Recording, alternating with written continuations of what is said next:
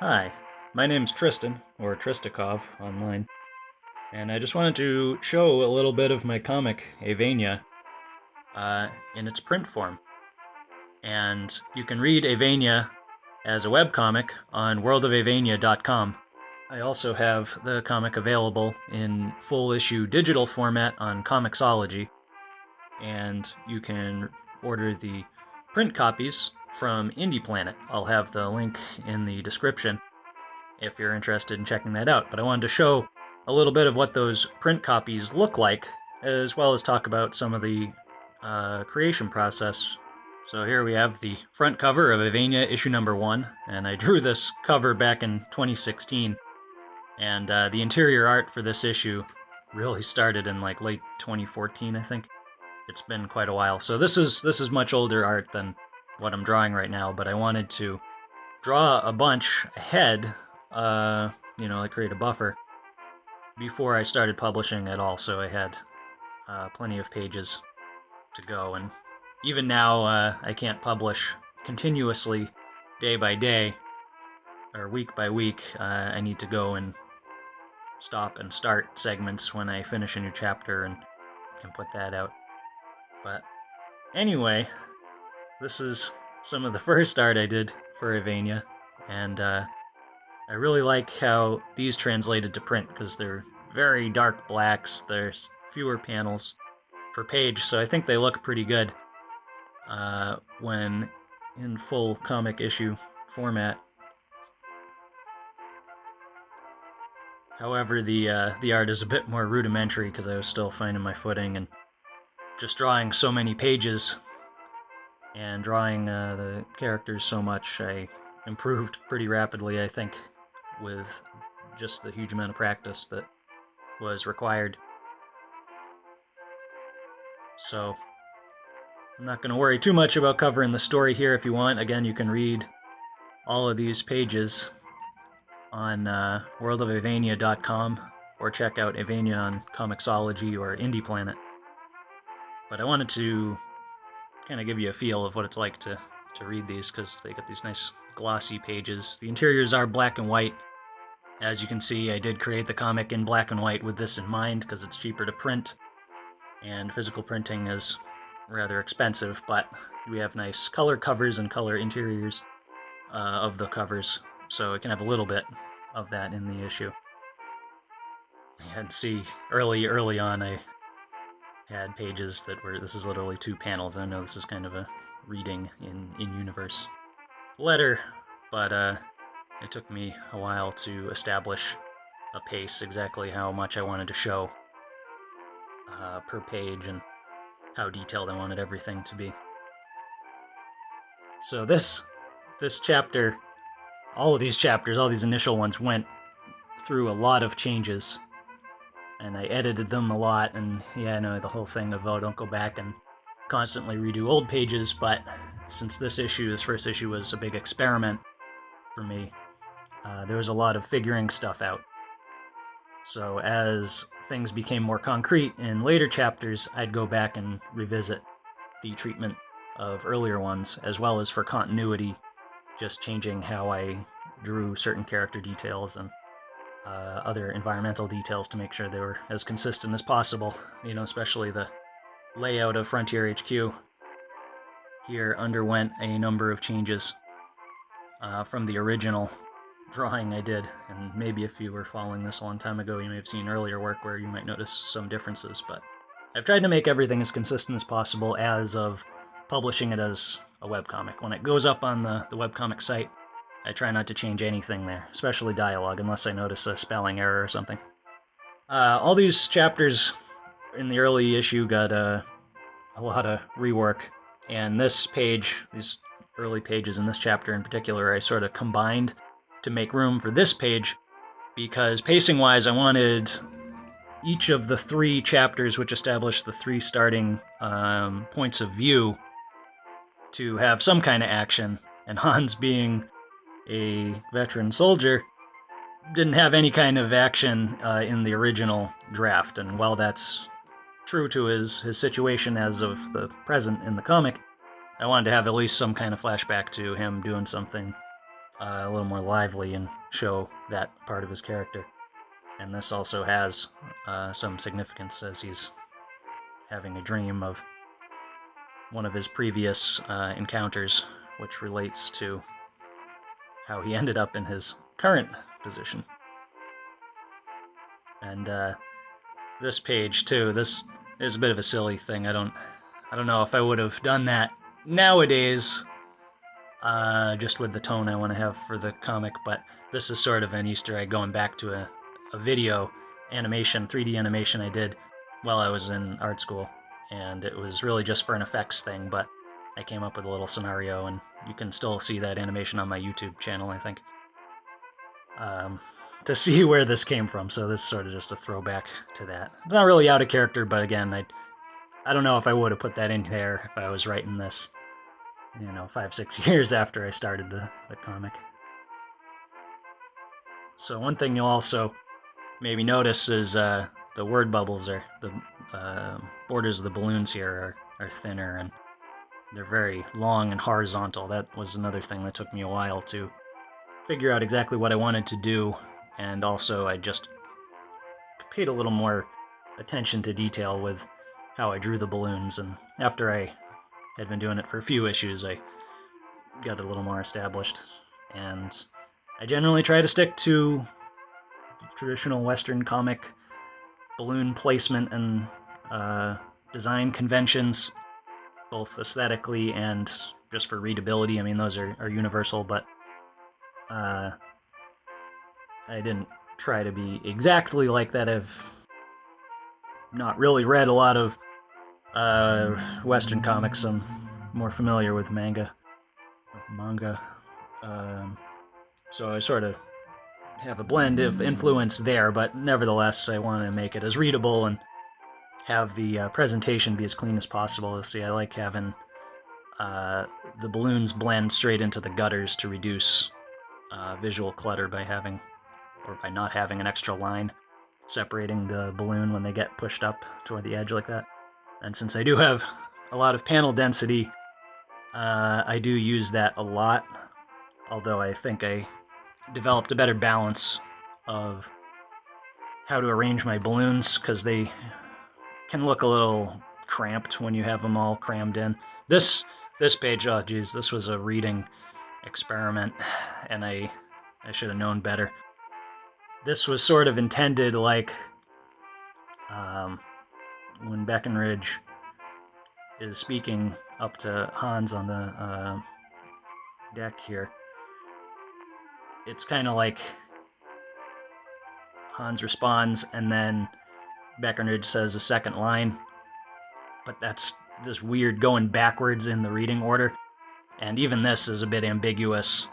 I think it still works okay with if you just read this panel and then Breckenridge and then Hans, or even if you did that and then Breckenridge, it works, but it's ambiguous, and I should have known better than to do that. I've tried to avoid such situations as much as possible, but it was a little experiment, but I think I should have just stuck with making it not ambiguous. Not the worst, as it turned out, but try to avoid stuff like that. And this last page, I felt really cool when I finished this one, because I've since edited it more, but Hans and his hand in perspective and the detail on the hand, I thought looked really good. Will this focus? Yeah. I thought it looked really good at the time, and I've since readjusted it again, the continuity. I used to draw them more with like human skin hand wrinkles, which, even though they're sort of an abstracted, cartoony feather look, they are supposed to be covered with fine feathers on their hands and arms and stuff, so I tried to reflect that by giving them a little more jagged edges where bends would occur, rather than a wrinkle. And then chapter 3, the last point of view introduced in this issue. I don't remember where I had this idea, but I always liked the sort of mood-setting background elements before the characters came in. So you have this little gecko guy licking his eyeball, and the aircraft are reflected in his eyeball. I always kind of like that. And then he gets freaked out as the planes tear by. And this also, again, because I was introducing new characters in each chapter of this first issue, took some time to establish how I wanted to draw everyone. But generally, this being the third, even in the first issue, I had a little more experience going into it. I don't know if you could hear that. There's some traffic going by outside. But I like doing all the detail on this, and that was a lot of design because they have so much gear with their helmets and air masks and the interiors of their Lancers, and even all the details on the exterior of the aircraft and what their registration marks and where their insignia were placed. That was a lot. This page pretty much stayed the same, but I had to reverse some of the shots. I thought to make a little more sense, just reading wise, like the direction the characters are facing in each panel, compared to the direction that you're reading it in. And also, since Una's yanking the yoke over to avoid the protrusion in the canyon here, I thought it made more sense having the panel be reversed since the plane is taking a hard roll. And also, if you were following the World of Avania blog or any of my art sites on DeviantArt or Tumblr or whatever, I answered a Avania Mail question about this little story here where they're just referring back to an old anecdote. And I was going to have it just be sort of a noodle incident thing, but then I thought about what the backstory to that would be, and someone asked the question, so I made an answer of it, and you can go read about what happened there. And this, I liked this page. I would have made this top panel full bleed as well, but I'd already done that down here with Morsley's aircraft, and since it's going past the gutters as a 3D effect, I like using the layering of things over the gutters, over the exterior gutter especially, to give the page more depth in kind of a meta sense, because they're on top of the what's the word for it? Non-diegetic borders of the art. So anyway, that would have spoiled the 3D effect if this was all full bleed, but I do like these big open airy scenes being full bleed normally. So that was something I took into consideration more. And I don't usually use insets, but these flying scenes were really good for them because you had these big open expanses, and then insetting specific highlights of the action or the dialogue, I thought worked quite well there. And this is another one where I had to detail a lot of the stuff in the interior. And man, I remember bits and pieces here and there of where I was and what I was doing when I was drawing, but I was down the Cape, and I drew this on my laptop, the crashed Aerodyne plane here. And that was something that has a lot of little detail in it for a one-off. I guess I kind of went a little overboard, but then again, that's the point. So the girl's here, so they shot the absolute crap out of this thing. And then speaking of detail, this shot of Freeport here, this I did all freehand. The Lancers have corresponding 3D models that I use as reference for them, because, yeah, I'm not freehanding that many aircraft. That's ridiculous. I'm one person with limited time. But Freeport wasn't going to be appearing a lot in the future. I mean, maybe they'll go back to it, but I didn't have a lot of shots of its exterior I would need to do after this, so I just freehanded the whole thing. And probably a little off in that regard. I could have modeled it, but it just wasn't worth the time to make a model of that. But the Lancers appear a lot, and there's a lot of them, so they get models. And this was also, as far as thinking ahead, I drew Charlotte, Una, Morsley, and Mayfair here as pretty high resolution individual character smart objects in the comic scene so that I could make this whole panel a bigger exported background or like a poster. And that's something I've tried to do, thinking ahead, like what panels look really cool and are worth spending a little more time on the art and making the art a little more modular so I could reuse it for stuff outside of the comic panel. Like most of the art here is kind of, the panel's too small and it would be way too much work to draw them at a significantly higher resolution. But I do have some, the big like splashy panels I'll spend a little more time on. And these last 2 pages of this first issue here, this is really where I think I started to feel like I was hitting my stride with the panel density. This is pretty close. These 8 panels is pretty close to, or well, okay, I guess it's 7 panels. But that sort of layout was pretty close to what I've been doing since then. Still have a very big splash panel here. That's that for the first issue. And as you can see, there's some special color bonus art in the back cover and inside the front cover. This one's just kind of a variant of the cover art, but I thought it was cool, so I stuck it with that. Most of the other, I think every other issue after this has a unique pinup in the front. And I also, one thing I started in the later issues was making a unique credits image. Sometimes it's part of the story with like a single word balloon or something, but this one's just sort of a standalone credits thing. And it reused the page, so I try to be efficient, but I also created more unique assets for that. Like I'll reuse the piece of line art that I like from the author, and but since then I've made unique pinups for all of them, and you can get the pinups as well as the covers and all the interior stuff on the ComiXology download and on the printed issues, obviously.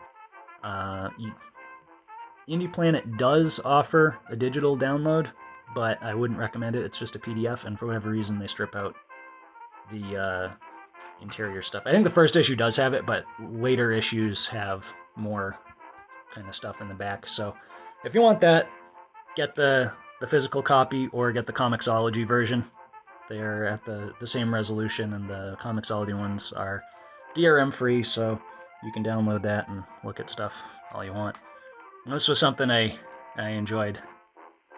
With all the back covers, they're all in-universe advertisements or media as it would appear in universe. So I can't endorse smoking. It's not good for you, but at the sort of understanding level they would have had in universe, that wouldn't be well known yet, and clearly this is based on the 1930s, 40s, sort of the interwar period.